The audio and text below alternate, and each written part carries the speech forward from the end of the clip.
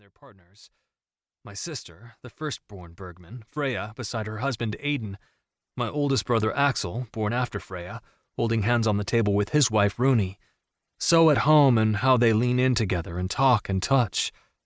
My gaze dances farther down the table to Ren, the next sibling born after Axel, his arm around his wife, Frankie, who sits, hands folded and resting on her very pregnant belly as she makes some dry quip. Willa, wife to my brother Ryder, born after Ren and preceding me, laughs loudly at what she says. Ryder grins at Willa, his arms stretched across the back of her chair, softly twirling a coil of her hair around his finger. So affectionate, so effortless, so romantic. My chest feels tight. Pain knots sharp and sour beneath my ribs.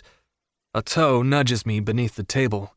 I glance up and find my brother Oliver, just a year younger than me, who I'm so close to, not just in years, but emotionally, that we've operated like twins for as long as I can remember. Except now he has his someone too, Gavin, who sits, shoulder wedged against Ollie's. Our niece Linnea perched on Gavin's lap as they color together, dark-haired heads bent over the page. Oliver's eyes ice blue-gray, just like mine, like Mom's and Freya's and Ren's, lock with mine. "You okay?" he mouths. I swallow, then force a smile. I'm fine. He frowns, which is rare for my sunshine-bright, often smiling brother. But he knows. He always has, when I'm low. And when he does, Ollie will go to great, often ridiculous lengths to make things better. This is just one thing he can't fix. Oliver stares at me, brow furrowed. He doesn't buy my "I'm fine" line one bit, which means it's time to redirect before he stubbornly decides to get to the bottom of it and problem solve. I nudge my chin at the Scrabble board. "Your turn, Ollie." He sighs, shaking his head, dropping the subject for now, and peers down at the board.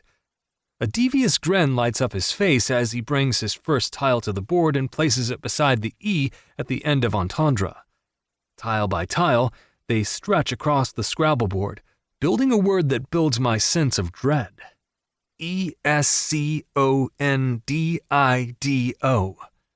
My brother lays down the last O with a jaunty snap. Sitting back, he smiles wickedly, then says, "Escondido." I glare at him. "Yes, thank you, I can spell." "You can't use proper nouns," Seb calls.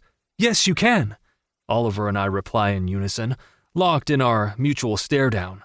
"Or more than 7 tiles, Seb adds. He frowns in confusion. "How did you get so many tiles?" "You get to sneak 1 extra tile per turn when you draw," Oliver tells him, still holding my eyes. "Unless someone catches you, then you have to return it. Bergman rules," Ziggy explains.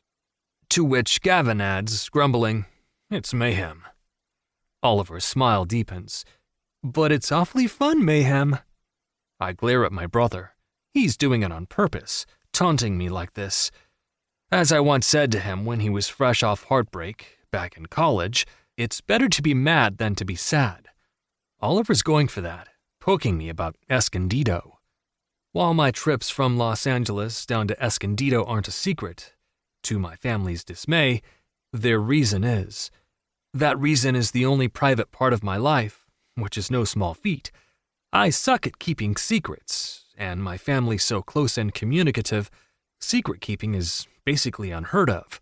This is a secret I've kept because it's something I feel deeply vulnerable about.